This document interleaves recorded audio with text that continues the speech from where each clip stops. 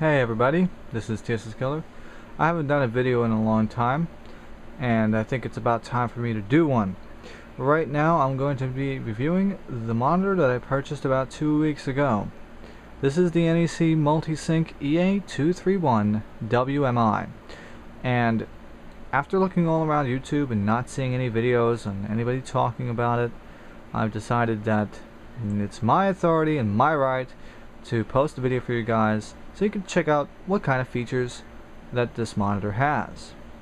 Now, first of all, let me explain a few technical specs. Right now this has 1001 contrast ratio, and yes, it does have dynamic, but that's just marketing and BS, as everybody knows. The resolution natively is 1920 by 1280. Sorry, 1920 by 1080. It's 3 o'clock in the morning as I'm recording this, so if I bumble, and you know why. This is a 23-inch monitor. Just to quickly explain, my previous monitor was a Dell SP2008 WFP, which had a webcam on it. This one does not, but who cares? That was a TN panel. This is an EIPS panel. This has native 8-bit.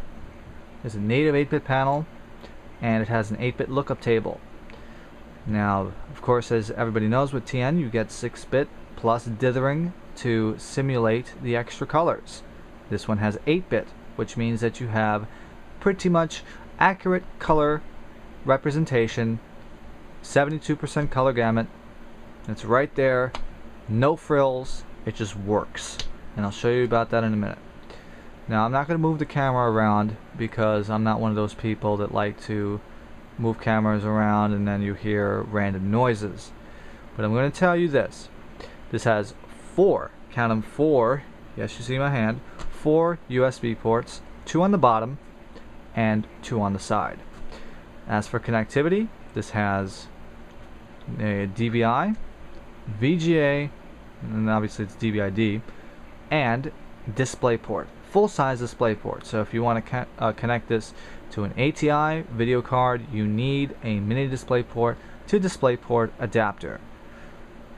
I have a GTX 470, so this doesn't have any DisplayPorts, so I'm using DVI for this one. Also to note that I will get up here, as you know, see already I'm moving the camera, which I said I wouldn't do. I'm going to demonstrate to you that this monitor, I'm going to look like Vanna White. This monitor is height adjustable.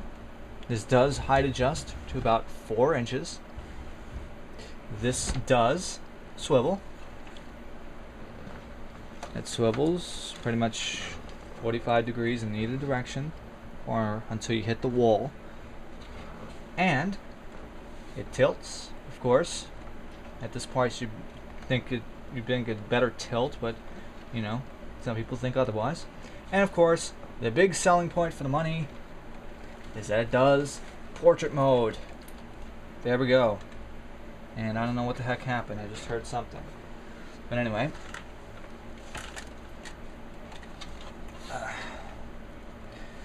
Well, let's hope it didn't break the monitor before I turn it on. Okay. Let's get it back to normal positioning there. Good. So anyway. Oh yes, before we continue, the price I paid for it and where I bought it. I bought this at Newegg for $264 plus shipping and handling, so the total was $273. And of course that's United States dollars we're talking about here. And that cost me exactly $1 more than what I paid for my Dell monitor back in 2008. So I made a great step up with this. But in any case, let me just adjust it a little bit more here. But anyway, I'm going to show you the monitor in just a couple of seconds. But before we do that, yes, I'm going to have to move this closer. And let's see how much I can do that. But I'll do the best I can here. Anyway, I'll show you. And I'll just take the tripod and do it kind of freehand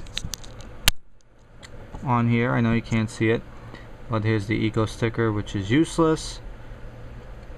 I think this is a calibration button. I'm not actually sure about that. Here's your menu button, your joystick, your select button, your reset and eco mode selection button, and of course the power button with a nice blue LED. And let me also tell you that so far I am very satisfied with this monitor, but enough of me ranting. You actually want to see business at hand, so let's do that. First I'm gonna move the monitor down slightly so you guys get a better view of it. And there we go. Alrighty, I think this is gonna work. Alright, let's turn it on. Okay. Now, right there on the screen I have there to show you that this is indeed an 8-bit panel, because you can see, differentiate, this is Logums.nl's LCD test. As you can see, you can clearly see that you can differentiate between each of the shades of black. This does accurately display colors. However though, by default, factory settings at the native mode, this makes the reds look pink. And I highly suggest you calibrate it, or you find somebody that has calibration settings, such as the HardCORPs forums. That's where I found my particular settings. Let me just go quickly through the OSD, and yes, I gotta pick this thing up again. So let's go through the OSD. Let's press the menu button here, and yes. Okay. Now here we go. We have 5 menus here. Here's the brightness. By default, the brightness comes at 100, but that is like looking at the sun, so please adjust accordingly. And we have the contrast, which is default 50. Please leave it the same, I would suggest. Okay, eco mode, that comes on by default. Actually, let's put my wallpaper right there, so yeah, there we go. So the focus is better. And please turn that off. Please also turn the auto brightness off, because it comes, I believe, on 3. And if you're in a room where the sun goes out and in with the clouds, or you have lighting changes, this will look like this monitor is having a seizure. So please turn it off for your own good. And DV mode, please do not change this either. Standard is fine. Otherwise, you're going to be changing gamma, and you're going to be looking not so cool in this one. The second one is the RGB adjustment. By default, this second option was, I believe, 7500K, or no, it was 8500 Kelvin. But I changed it to the settings that the HardCORPs people told me. Let's get closer there. There we go. The first one is 9300. Then my user preset. 7500 is third. The sRGB, which actually looks too red, and 5000 Kelvin, and native, which doesn't work very nicely at all. So there we go, back to my custom. Third menu is the volume. Yes, this does have 2 speakers on the bottom, but I don't have it connected. Video detection and expansion mode, meaning that you can fill the screen, or you can leave it as is on the aspect ratio. You get to have a timer to turn it off. LED brightness, I'll go into more detail on this later because it has to do with models. DDC and factory reset, preset rather, and it goes to the factory reset. Next is the menu tools. The language of the OSD, have a few choices there. You can move the OSD positioning. You could lock out the OSD. You can have a hotkey set, and the IPM settings. And last but not least, which I think is one of the best things about this monitor, is that the next one, it shows you all your information.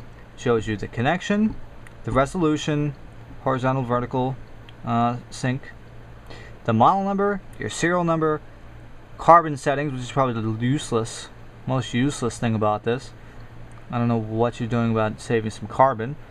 And of course the NEC Display Solutions website. Now this is very, very nice. Okay, So anyway, let's get out of here. Very handy, especially when you have to call support. Usually you have to go in the back and do all that stuff, and that's very annoying for us to do. And by the way, this monitor was manufactured in November of 2010, which means this is a late revision of this monitor, which means a lot of the quirks about it have been corrected for the most part. I only notice slight IPS glow on the left, on the bottom left, the bottom right, and less noticeable on the top right. And to be perfectly honest, I don't really notice it at all, and you shouldn't either. So don't let this deter you to not buy any of these monitors, because EIPS is very nice and it is a huge step up from TN panels, and trust me on that. And we'll be back in just a moment. And now it's time to show off some video tests on this monitor, and maybe some gaming as well, depending on how I feel. Okay, first of all, we're going to show you some anime, because a lot of people want their anime, and of course I'm one of those people. So let's take a look at K-On! For example, right from the Blu-ray disc. Please ignore the colors there, because my light is shining into the camera. But I can tell you that the blacks are black, the whites are white. I know it's kind of stupid for me saying this, but it's the truth. It's a huge difference from a TN panel. And let me see if I can find some panning motion or something over here. Okay, I'll use the intro. As you can see, you don't really notice it on anime as much, because it just doesn't appear quite easily as, let's say, live action. Now, this has a 14 millisecond response time, and please do not let that be a deterrent either, because that is a black to white reading. So please don't let that deter you from buying this. And as for lag,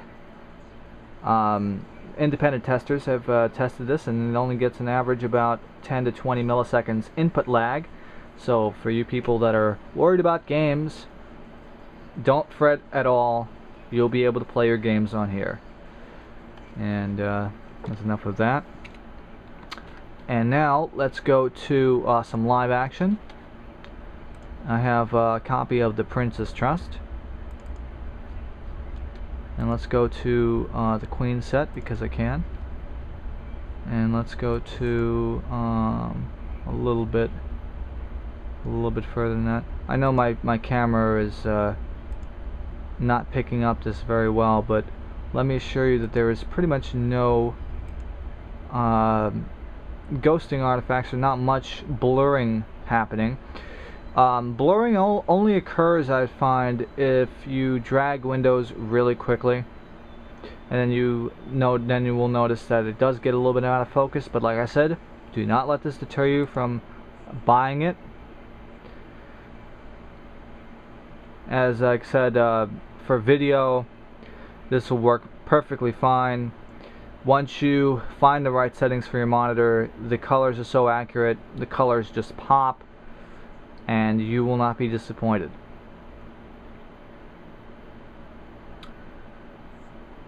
But yes, as you can see, there's not really anything wrong with the response time with watching live action video either. So this makes it a great monitor for you to watch your videos. Okay, now let's go to a game. Let's try to find something here. Let's go to go somewhere. By the way, if you want to know, you have so much real estate in your browser. I have like 50 tabs open here, and you can see and I can still see all the icons, about 55-60 tabs, because I'm a tab freak on Chrome. Okay, let's go to a game. So I know a lot of people game, as do I. Not the only one here, folks. So let's do... oh, you know what? I'm going to type it in manually. Let's try Battlefield Bad Company 2. There's a lot of people, they want to buy their... Let me just close this out. A lot of people, they want to buy monitors because they want a game, they want higher resolution, and they want to have fun. Because it's not all about work, right? Of course not. So, let's play BC2. And while this loads up, I'm going to say once again that this is probably the best purchase that I've made all year, aside from my video card. And for good reason. I just can't find anything wrong with the monitor at all, really. I mean, you know, coming from a trained eye. The colors are great, the response time is fine, the input lag is nearly nothing. It makes it an ideal gaming monitor too. And of course, the viewing angles are excellent as well. 178 degrees, both top and bottom, and left and right. And I'll show you that towards the end of this video. So right now, I'm like sitting far away from my monitor right now. So let's go into a single player. Let's resume my game.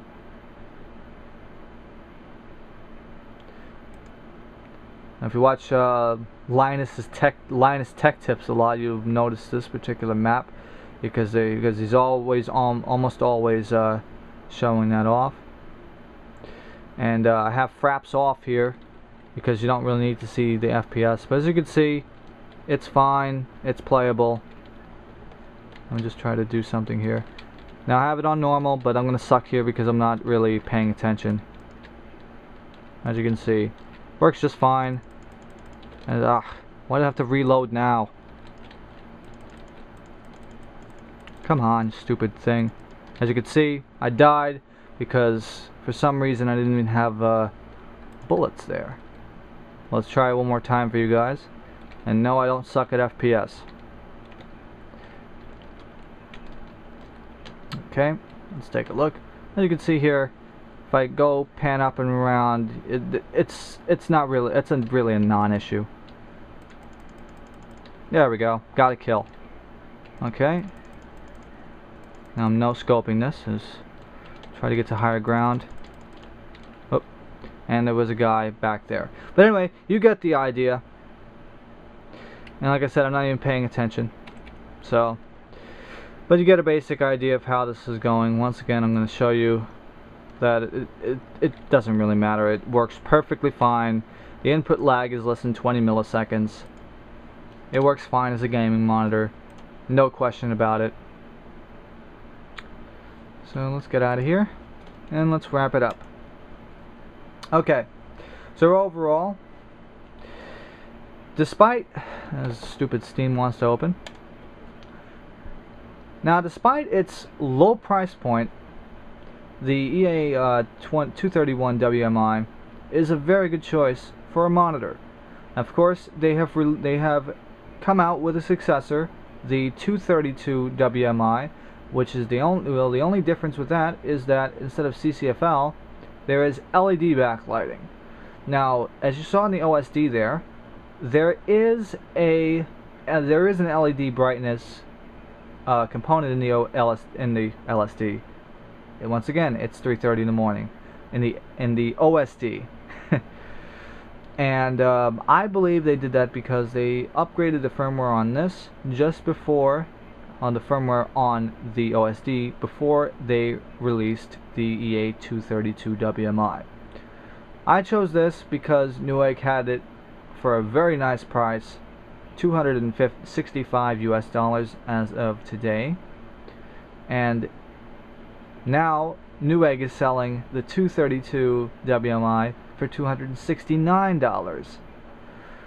Now the only difference of course is the LED backlights, but I chose this also because this is a more mature monitor. This has had more revisions and it just works. There's no question about it. It works It's a beautiful monitor. It has great colors, great color accuracy, great viewing angle. Let me just show you here. You can see here, yes, I have it on a tripod, but I want to show you that the only thing you're going to see is contrast shift. There's really no color shift on this monitor at all. It's just contrast. And of course I have the camera out of focus, which doesn't help matters, but you can see here, turn it like that, there's pretty much nothing wrong with it. It's perfect. It swivels, it tilts. The only thing it won't do is cook you breakfast, but of course you don't want it to do that, because if a monitor can cook you breakfast, then you would be in the state penitentiary by now.